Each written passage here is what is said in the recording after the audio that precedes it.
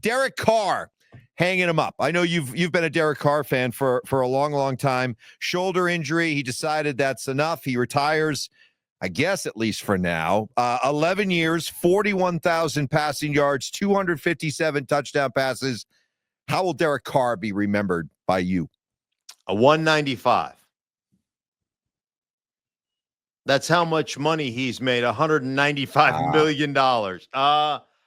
No, really, in all honesty, and I think he's like 16th, 17th on the all-time list. And, I mean, obviously he hasn't won a lot. He had that one season where he was contending for an MVP, and I think he broke his leg that year. And, but you know what I'll remember him for more than anything else? His toughness. That dude took a beating, man. That dude got hit. I mean, he just got laid out. And there were so many times where you're like, hey, man, slide. And he's fighting for that extra yard. I will always remember his toughness. I'll remember sitting in meetings with him, talking about football, like how intelligent he was as a football player, game planning wise. But again, like his toughness, his leadership, his toughness, the way he went about his craft. I'm a huge, and I always will be a huge Derek Carr fan. I just think he's all that is right. And, a lot of people remember like, oh, he wasn't a full-time winner. He didn't win anything with the Raiders. And that's what people will remember. But I'll look beyond that. And like I said, the way he led his football team, how tough he was, how many hits he took, all those things I think are important. I think it's an important part of the leadership quality of a quarterback. And I will always be a fan. I know it. I know he didn't win at a clip that you would expect the guy who made that much money to win at, but I will always appreciate like those aspects of what his career was all about. What do the Saints do now at quarterback?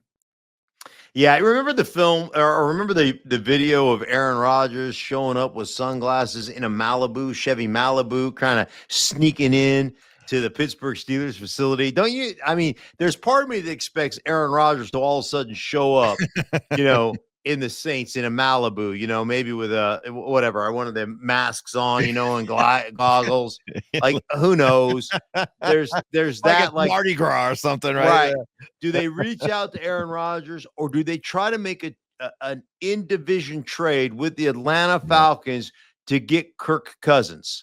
Because certainly you can't sit there and say that Tyler Shuck, the kid they drafted in the second round, or Spencer Rattler or Jake Hayner are the answers. None of those guys have ever won an NFL game.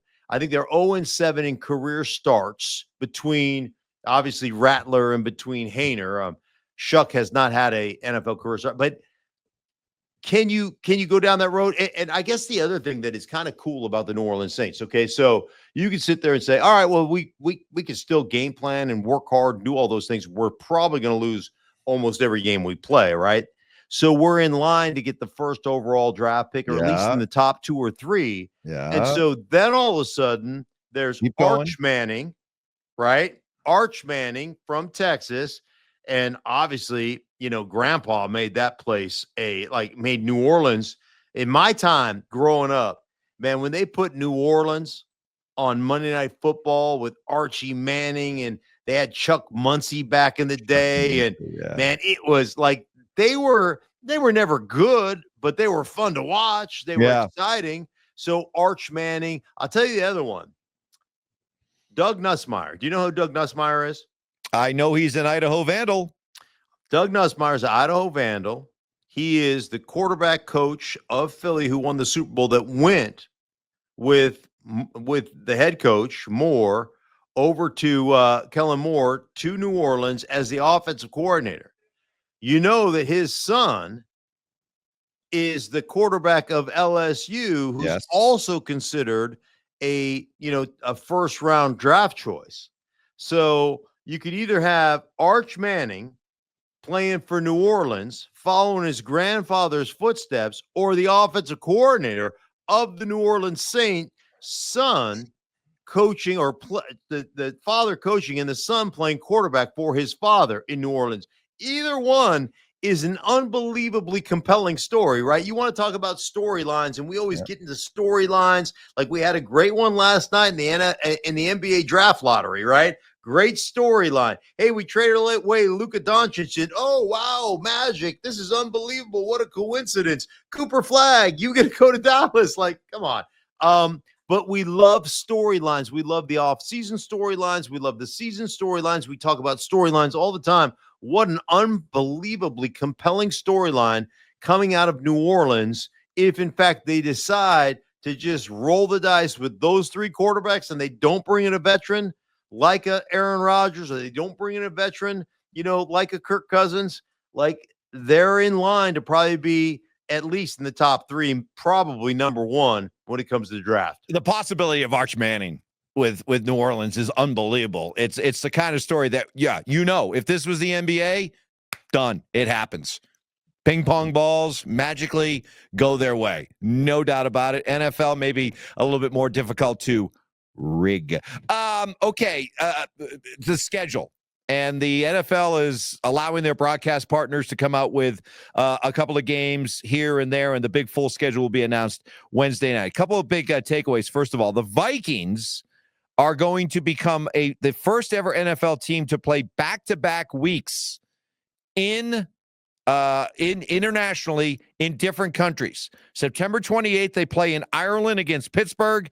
The next week, they play Cleveland with starting quarterback Shedeur Sanders in London. So how about that? I see what you did there. You can take whatever parts of that you'd like to and discuss. Well, if you're gonna go out there, it makes sense, right? It makes sense to be out there for a couple of weeks. Now, let me ask you this. Just off the top of my head, because that's the first time I've heard this. Like this right there, that's the first time I heard about that scheduling. Okay. So Minnesota playing back-to-back weeks abroad. Mm-hmm. Is that kind of a litmus test? Is that like dipping our toe in the water if you're the NFL to say, could we move Jacksonville to London? Yeah. Could this be the way it goes? Like, hey, man, you come out, a team comes out, plays a couple of weeks in a row at, your home stadium. Then you go out for a couple of weeks in a row and then you come back. Like, I don't know. Is it the NFL kind of dipping their toe into that landscape? I think for the Minnesota Vikings, if you have to go on the road back-to-back weeks, if you have to go international, this is the best way to do it, right? You get yourself acclimated to the time change. You get acclimated to Europe. I think this makes the most sense. So for the Minnesota Vikings, I think if you're going to do it, that's the best way to do it, right? And I think it's a really cool opportunity for the Vikings on the road early in the year when you're still fairly fresh to go 2 weeks back to back. One you said in Ireland, the other one in London. Is that so? I think that's legitimate. So from a player perspective, from a team perspective, I want to ask you, it's clear the NFL, they view the next step. We're looking for world domination. We are looking to spread the NFL globally, and they're really, really going heavy with the international games starting again this year. Do you think this is good? Do you think this is good for football? Is it good for the players? Is it good for the teams? Is this the best thing to do for the NFL product? Not the business of the NFL, the product of the NFL. For the product, no, but it's never been about the product. It's about, it's about continuing, like you said, world domination. It's continued economic domination, right? Like, and the one way you sell it to the Players Association, which, it's the Players Association. What are they going to do? We don't like it. Yeah. Less practice time. We're in, So, winning. Yeah. Woo. But ultimately, if you're going to grow the net revenue, which is split between ownership and the teams and the players, if you're going to grow it, where's it most likely to grow is internationally, right? As we grow it internationally, look at the NBA, and it's not very often that we use the NBA as a case study for the National Football League. Yeah. But if you look at the NBA right now and what they've done from a global expansion standpoint, and it's an international game. Every year the draft comes along, you see all these international players, and then you see all the international players that we see, from Giannis, who's, arguably the third best player in basketball. You've got Doncic, who's maybe maybe the second best player in all the NBA. You've got Joker, who's the best player in the NBA. You've got SGA from Canada, who's probably going to win the MVP, right? You've got, it's an international game. Mm-hmm. And so I'm not saying that we're going to get a bunch of European players who are going to play in the NFL, but that's in all likelihood, if you're going to expand economically, and you've got to expand globally, because I don't know how much, obviously you're Teflon, and we as Americans love the NFL, but your most likely expansion aspect and economic aspect, I think, is internationally. I think they've really done a great job of creating a more diverse fan group, like women and men, right? Yep. I think it's become more more of a, I don't know what the split is, but it keeps getting closed, and becomes closer and closer to 50-50 between men and women. And now you can bring the international group in there and create some of that. That's the best chance you have to grow globally and grow economically from a global standpoint, I guess. So I mentioned that some of the other games have been announced by networks. One that we've been talking about a lot here in Denver today, looking forward to Christmas night. Oof. Christmas night, Arrowhead, Broncos, Kansas City. Do you get the sense that the gap is closing between Kansas City and the rest of the AFC West? Would it shock you if the Broncos or the Chargers, maybe the Raiders not ready yet, but the Broncos or Chargers took over and jumped over Kansas City to win the West? Would that surprise you? It would not surprise me. As a matter of fact, I'm expecting it. Now, that could be wish casting to a degree, right? Because I don't want Kansas City to continue to dominate the division. As long as you have Patrick Mahomes, likelihood is you're going to be considered the top dog in that division until you're not.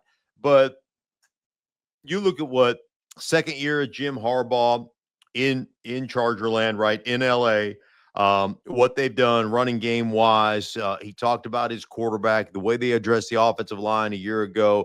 That feels like they're going to take that next step. And I think they've played everybody within the division tough. I certainly know they played the Broncos tough. I think they won a game against Kansas City. Maybe it was the Raiders. I don't know. But, Kansas City won 15 games last year. What was their record? 15-2 last year. One loss to the Broncos, right? Yep. Should have been 2 losses to the Broncos.